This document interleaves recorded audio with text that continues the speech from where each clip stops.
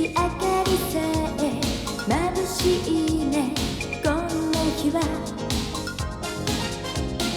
ああ気持ちの先がときめきの境界線からちょっとはみ出しそう。そばにいると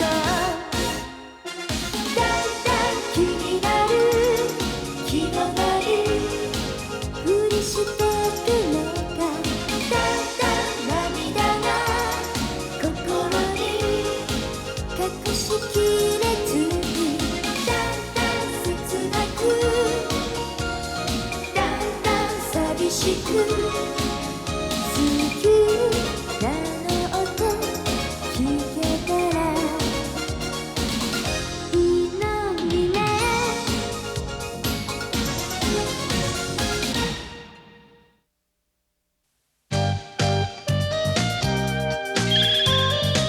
対決スパゲッティ。山岡さん、お昼付き合ってくれない？いいけど、どこ？知り合いがオーナーシェフをやっているイタリア料理店が銀座にあるのよ。どの辺に？晴海通り沿いなんだけど。栗田さん、何してるの？美容ですよ、美容。美容？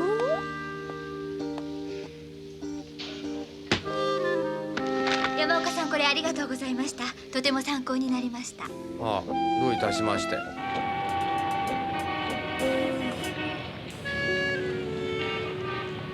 しかしイタリア料理といえばスパゲティがつきもんだ。ちょっと心配だな。どうして？チェルノブイリを忘れたのかい？チェルノブイリの原発事故で放出された放射性物質はソビエトだけでなくヨーロッパ各地の土壌を広く汚染してしまった。イタリアから輸入したスパゲティから高レベルの放射能が検出されたという事件が報道されたことがあっただろう。そっか。フランスにいる時は大騒ぎだったけど、日本に帰ってきてからすっかり忘れていたわ。最近はこれ以下なら放射線を浴びても安全という基準値はないという学説が有力だ。放射能は弱くても細胞の染色体に異常を起こす。一つ一つの食べ物の放射能が小さくても体内に蓄積すれば放射能値は大きくなるわけだ。怖いわね。じゃあ日本製のスパゲティを使えばいいじゃない。そう簡単にはいかないよ。どうして？スパゲティを作るのには普通の小麦を使ったんじゃもっちりシコシコしたコシが出ない。デュラムセモリなしの小麦粉でなければダメなんだ。しかしそれは日本では作れない。まだあるぜ。スパゲティにはトマトソースが欠かせない。美味しいトマトソースを作るには日本産のトマトじゃ甘みもコクも風味も物足りない。イタリア産のナスに似た細長いトマトでなければ美味しくないんだ。トマトソースも危ないというわけね。追い打ちをかけるようだがピザだって危ない。ドゥに使う粉、トマトソース、上に乗せるモッツァレラチーズ。チーズ？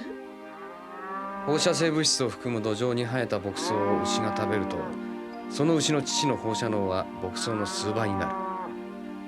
さらにその乳を凝縮してチーズを作るとチーズに含まれる放射能は牧草の数十倍以上になるんだ。それじゃあ。しかしスパゲティに限って言えばデュラムセモリナ種の小麦はオーストラリアやアメリカでも作ってるし、ナスビ型のトマトもその両国で作っている。もちろん原発事故の影響を受けているけどヨーロッパよりはマシだ。よかった。その店のスパゲティがオーストラリアかアメリカの小麦を使っていればいいんだが。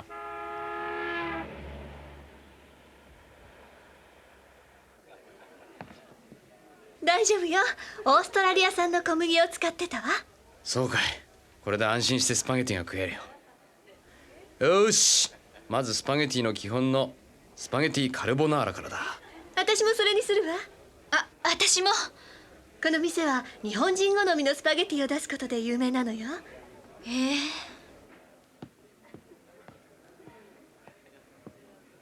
お待たせいたしました。スパゲティカルボナーラでございます。わあ、いい匂い。主人を呼べ、主人を。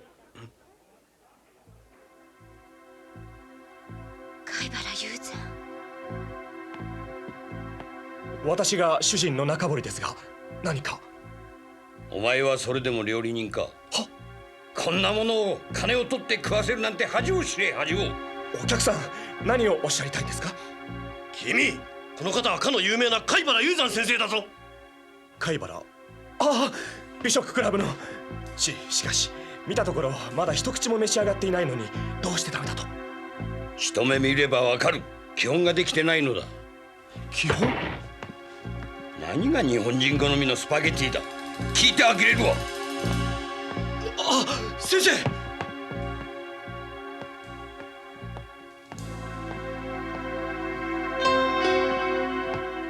シロ、なんだ？次回の思考対究極のテーマを決めておこう。おう、次回は日本人好みのスパゲティだ。いいだろう。驚いたわ。貝原さんから思考対究極のテーマを突きつけるなんて。スパゲッティか。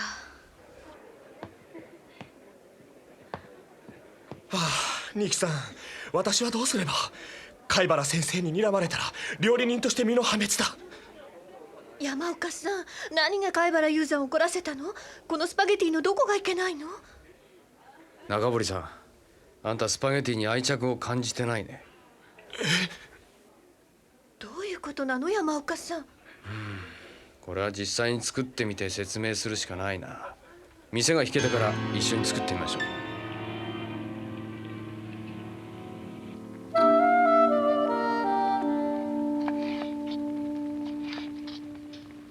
麺上がります。よし、くれ。こっちも頼む。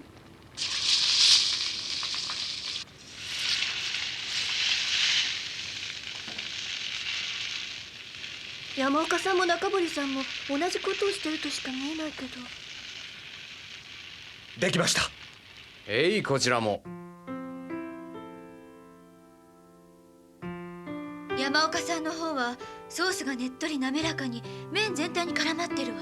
それに比べ中堀さんの方はソースがブツブツ固まって麺にこびりついた感じ。これは。いただきます。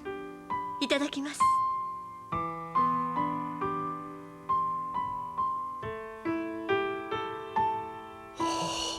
山岡さんのは濃厚だけど優しい味のソースが滑らかに麺を包んでるわ。そのソースと麺のシャッキリした歯ごたえが重なって、もうこれは単なる美味しさを超えて、もはや陶水の世界だわ。中堀さんのは少しも滑らかじゃない。そしてどうか遠慮なく言ってください。そして舌触りがひどく悪くて、ソースが固まって麺にまとわりついてザラザラした感触がするわ。風味も落ちるし、コクがない上にすっきりしてないわ。山岡さんも中堀さんも同じように作ってたようだけど。カルボナーラは実に単純な料理だ。フライパンで塩漬けの豚肉かベーコンを炒めて香りを出す。そこにバターを溶かして茹で上がった麺を入れ、生卵と生クリームのソースを加えて、仕上げに黒胡椒をひき、パルメザンチーズをかけて出来上がりだ。そんな単純なのになんでこんな差が？もう中堀さんは気づいてるようだ。原因は卵です。卵？私は卵の火加減の大事さを忘れていました。しかも山岡さんは黄身しか使わなかったのに、私は白身も使った。そんなことでこれほどの差ができるものなの？ゆで卵のことを考えてみてくれ。半熟と片ゆででは味も感触もまるで違うだろう。なるほど。中堀さんは全卵と生クリームのソースを麺に絡めてから火を加えすぎた。卵が固まって細かい炒り卵状になって麺にこびりついた。それが失敗の原因だ。火加減もそうだが、白身を使うのは全く賛成できないね。白身が加わると水っぽくなってコクがなくなるし、風味も悪くなる。スパゲティカルボナーラはバターと生クリームと黄身の混じり合ったソースの濃厚な味が美味しいんだからね。私はどうやらたかがスパゲッティと侮っていたようですね。卵の使い方一つでこんなにも差ができるなんて。これから心を入れ替えてスパゲッティの勉強を一からやり直します。ああ、頑張ってくださいよ。ありがとうございます。精進します。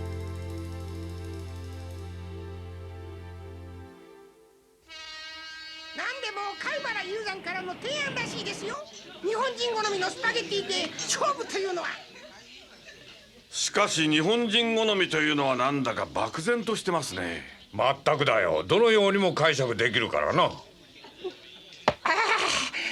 ユーザーめ何を企んでおりますや。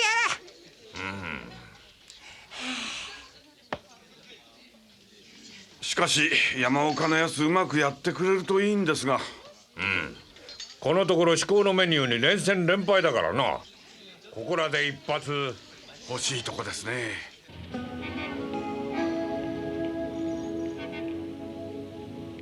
考えようによっては日本人好みのスパゲッティというのは数限りなくあります。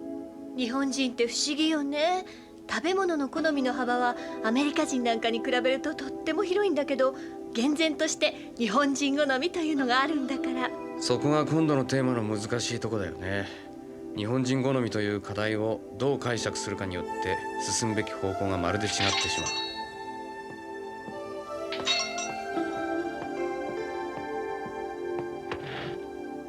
う。遅れてすみません。あら、栗田さん顔色が悪いわよ。無理しない方が。いえ、究極のメニュー作りは東西新聞の社運をかけた重大な仕事ですから、休むわけにいきません。で、山岡さん、日本人好みのスパゲッティとしてどんなもの考えてるんですか？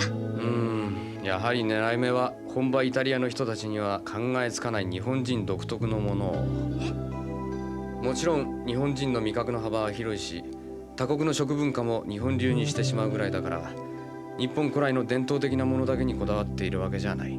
中華風、メキシコ風、インド風などの味付けだって、それが日本人の好みならいいわけだ。で、そういうことがイタリア人がスパゲティについて考えもしなかったことなんじゃない？どうだい？それはちょっと違うような気がします。え、何が？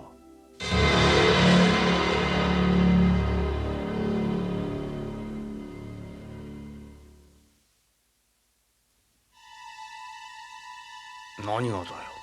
だってそれじゃあ日本人好みというのはイタリア料理の正当性を無視するところにあるみたいじゃないですか。日本人の好みの幅を考えるなら、むしろ正当的なイタリアのスパゲティも考えるべきじゃないでしょうか。おいおい、待ってくれよ。今度のテーマは日本人好みのスパゲティだよ。正当的なイタリア料理のスパゲティ作ってどうすんだよ。そうね。栗田さんの意見って単にケチをつけてるだけで全く建設的じゃないと思うわ。建設的じゃない？そうよ。じゃあ山岡さん、どんなスパゲティを考えたのか具体的に教えてください。いろいろあるけどね。候補作をいくつか挙げると、梅干しスパゲティ、中華風にザージャンスパゲティ、カニスパゲティ、カレースパゲティとかね。なんだかピンとこないですね。どうして？なんて言ったらいいのかしら。明確な主張がないように思うんです。何？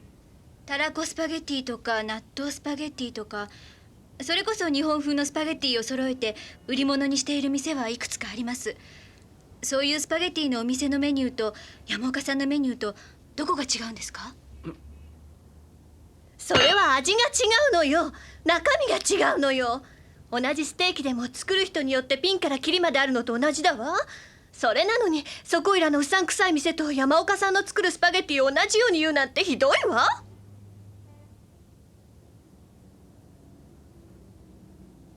山岡さんも同じ考えなんですか？まあね。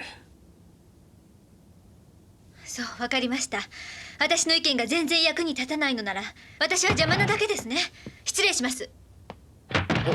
おい、待てよ。仕方がないわ。栗田さん自分で出てったんだから。さあ、今山岡さんが言ったスパゲティの試作をしましょうよ。ああ。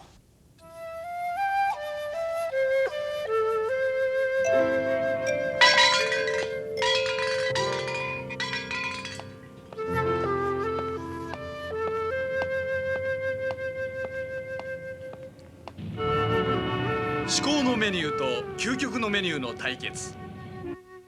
今回はスパゲティであります。日本人好みのスパゲティとはどんなものなのか、双方の腕のさえをじっくり味わいたいと思います。では至高のメニューの方からどうぞ。当方は2種用意した。まずはニンニクスパゲティを。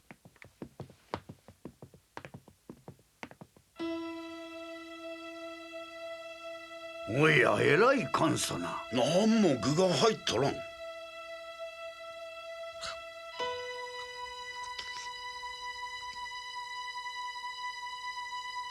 おお、単純ではあるがこれはうまい。ニンニクの香ばしい香り、玉ねぎの甘み、麺の歯ごたえ、いずれもがよく調和しているよ。麺はもちろん自家製です。ニンニクのみじん切りをオリーブオイルで炒め、玉ねぎのみじん切りも加える。最後にたっぷりバターを加え、茹で上がった麺を放り込んで、生のバジリコの葉を散らして手早く絡めて出来上がり。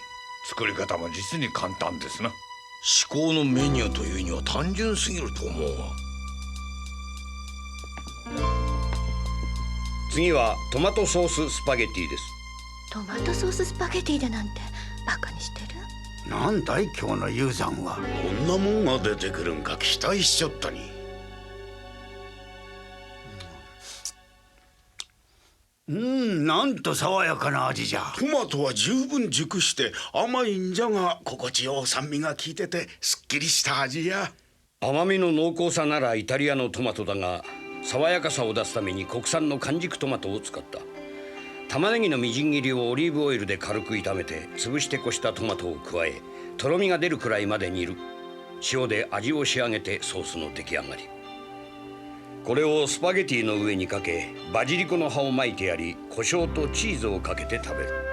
トマトの水煮の缶詰を使うたらこの風味は出んやろうな。いやー、さすが貝原先生。一見何気ないソースだがこの味たるや。ニンニクスパゲッティといい、このトマトソーススパゲッティといい、なんて素直な味なんだろう。私は山岡さんにこういうスパゲッティを作ってもらいたかったんだわ。では次に究極のメニューの方をお願いします。はい、わかりました。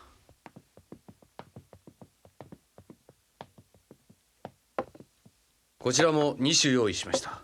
まず生ウニとイクラのスパゲティです。生ウニは生クリームと白ワインで溶いて練ってソースに仕上げます。茹でた麺をそのソースで絡めて、その上に日本酒と醤油につけたイクラを乗せます。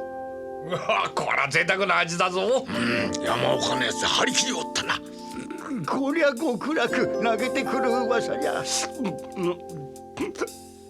そしてアワビのスパゲティです。蒸したアワビの肝を潰してこして卵黄を加え、だし汁で伸ばしてソースとします。ソースを絡めた麺の上に蒸したアワビの薄切りを乗せます。わさびを添えましたのでお好みで使ってください。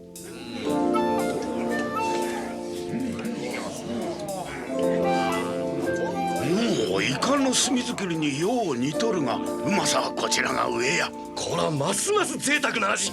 しかもこれはまさに日本風。みんなすごい反応。山岡さんの勝ちは決まりね。それではこれから皆さんに判定に入っていただきます。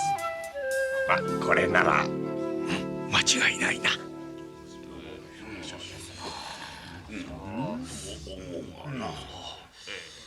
じゃあそれでよろしいな。何？審査の結果を発表します。日本人好みのスパゲッティは至高のメニューの勝ちといたします。理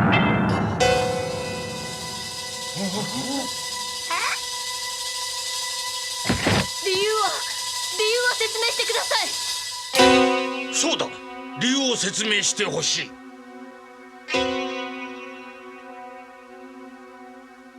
ではわしから話そう。審査員全員最初は究極のメニュー側の方に心を惹かれたが、すぐに重大なことに気づいたんじゃ。麺の持つ本来のうまさを十分に引き出したのはどっちだったか。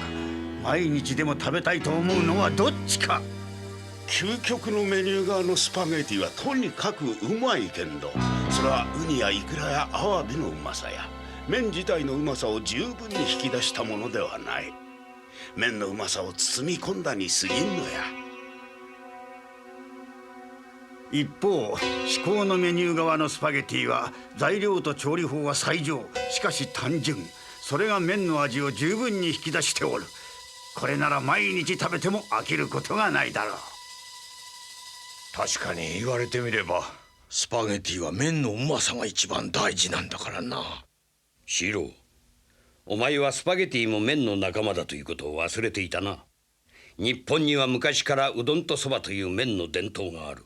うどんにはうどんすき、そばには鴨南蛮など未だくさんのものもあるが、やはり一番日本人が好きなのは酢うどんや盛りそばなどのように麺のうまさそれ自体を味わうものだ。日本料理の真髄は素材のうまさを引き出すことだ。お前は日本風とかイタリア風とかに心を奪われ本質を忘れた。たとえイタリア風であれフランス風であれ、日本人は素材の持つ本質的なうまさを引き出した料理が好きなんだ。いくら日本風にしても素材の持つうまさを包んでしまうような料理は日本人好みではない。事の本質を忘れてうまいもまずいもない。お前は日本人のくせに日本人の好みもわからぬ愚か者だ。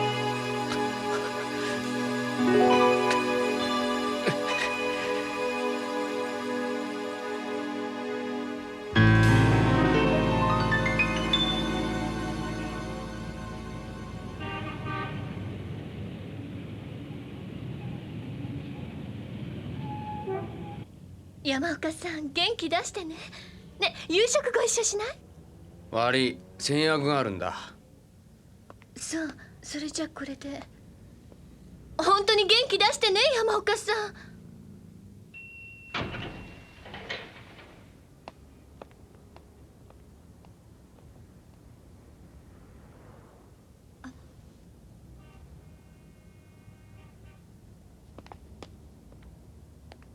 すいません。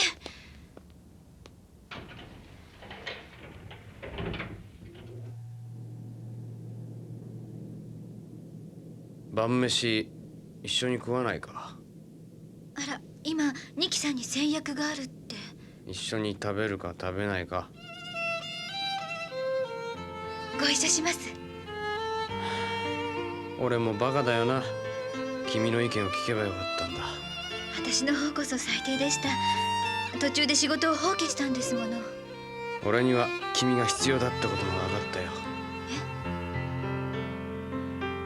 まあそうだな、漫才コンビみたいなもんだな。隣でうなずいてる人がいないと安心できないんだ。私はボケですか？そこまで言ってないだろう。スマートフォンに捨てる込んだ流れ